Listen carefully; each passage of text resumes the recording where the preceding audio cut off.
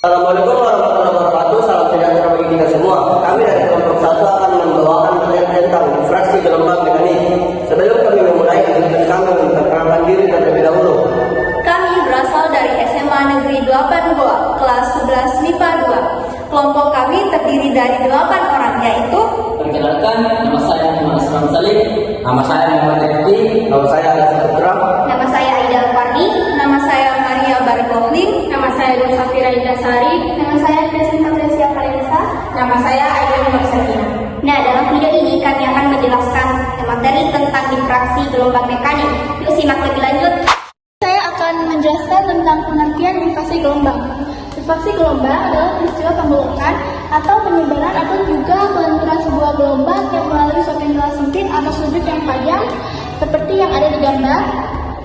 Ketika sebuah gelombang terhalang oleh penghalang dengan celah kecil atau sempit, gelombang tersebut akan menyebar atau meluncur, kemudian membentuk gelombang di belakangnya. Gejala difraksi akan semakin tampak jelas apabila lebar celah semakin sempit, begitupun sebaliknya. Dan ada pula bunyi prinsip Christian Huygens. Prinsip Christian Huygens adalah sebuah prinsip dalam fisika gelombang yang dikemukakan oleh fisikawan Belanda pada abad ke-17.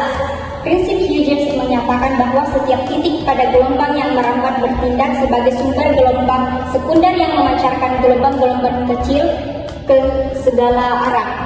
Gelombang-gelombang sekunder ini berinterferensi dengan satu sama lain dan membentuk gelombang baru yang bergerak maju. Saya akan menjelaskan contoh gambar difraksi gelombang mekanik.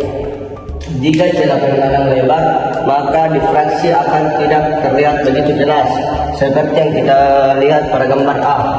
Dan jika celah penghalang sempit, maka difraksi akan terlihat sangat jelas, karena celah bertindak sebagai sumber gelombang berupa titik dan muka gelombang yang melalui celah dipancarkan berbentuk lingkaran-lingkaran dengan celah tersebut sebagai pusatnya, seperti yang ditunjukkan pada gambar B.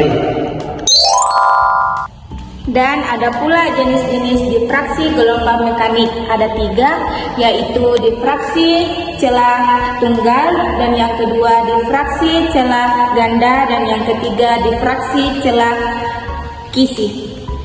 Yang pertama, difraksi celah tunggal terjadi ketika gelombang melewati satu celah yang sangat sempit.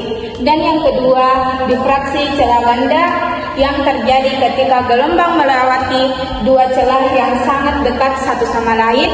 Dan yang ketiga, difraksi celah kisi terjadi ketika gelombang melewati kisi difraksi yang terdiri dari banyak celah yang sangat rapat dan berurutan. Baiklah, saya akan menjelaskan contoh fenomena difraksi. Yang pertama, gelombang laut melalui celah di batu karang. Ketika gelombang laut atau gelombang air melewati celah sempit yang ada di batu karang atau struktur lainnya, gelombang air akan membelok dan menyebar ke arah yang berbeda dari arah semula. Kedua, gelombang pada kolam atau akuarium. Dalam percobaan atau simulasi yang lebih kecil, seperti pada kolam atau akuarium, ketika gelombang bergerak melewati celah di penghalang, misalnya pintu kecil atau celah antara dua benda. Ketiga, difraksi gelombang pada saringan air.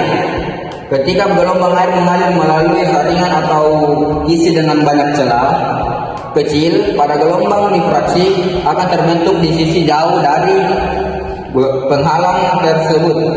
Sekian. Adapun sifat-sifat difraksi gelombang mekanik. Yang pertama, pembentukan gelombang. Difraksi menyebabkan gelombang menyebar setelah melewati celah atau penghalang. Yang kedua, pembentukan pola interferensi. Difraksi dapat menghasilkan pola interferensi yang jelas, terutama pada celah ganda. Yang ketiga, ketergantungan pada panjang gelombang. Difraksi sangat tergantung pada panjang gelombang. Semakin panjang gelombang dibandingkan dengan ukuran celah atau penghalang, semakin besar fenomena difraksi yang terjadi. Yang keempat, ketergantungan pada ukuran celah. Difraksi juga bergantung pada ukuran celah atau penghalang yang dilalui gelombang. Yang kelima, simetri. Difraksi menghasilkan pola gelombang yang simetris di sekitar celah atau penghalang. Rumus difraksi gelombang mekanik yang umum dipakai adalah D sin theta sama dengan N lambda. keterangan D adalah jarak antara celah atau garis pada kisi difraksi satuan meter. Sin theta adalah sudut difraksi. N adalah urutan difraksi. Lambda adalah panjang gelombang. Hai guys, setelah mendengarkan penjelasan materi dari teman-teman saya tentang difraksi gelombang mekanik, sekarang saya akan membawakan contoh soal tentang difraksi celah tunggal. Adapun contoh soalnya yaitu suatu celah tunggal sempit disinari cahaya monokromatis dengan panjang gelombang 90 cm dan urutan difraksinya 3/2 dan memiliki sudut 30 derajat. Tentukan tentukan lebar celahnya agar terjadi pola difraksi. Nah, dari soal diketahui panjang gelombangnya atau lambdanya yaitu 90 cm. Jika diubah ke meter menjadi 0,9 meter. Dan juga diketahui urutan difraksinya yaitu N sama dengan 3/2. Juga diketahui sin tetanya atau sudutnya itu 30 derajat.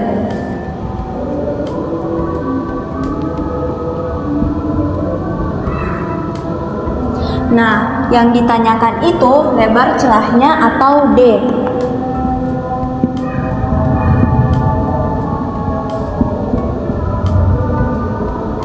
Nah, penyelesaiannya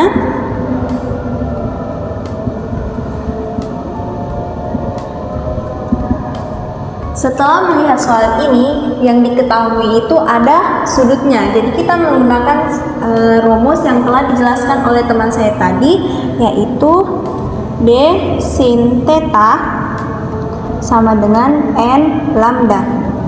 Mari kita substitusikan dengan memasukkan yang diketahui dari soal ini, yaitu ditulis lagi D-nya karena D-nya yang ditanyakan. Sin theta-nya 30 derajat sama dengan N-nya 3/2 dan lambdanya 0,9. Setelah itu sin theta 30 derajat itu 1/2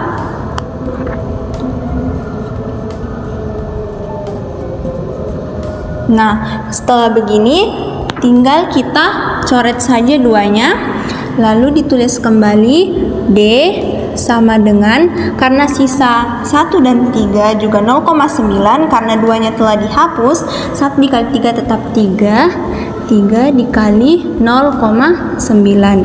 Sampai di sini D sama dengan 3 dikali 0,9 itu 2,7 meter.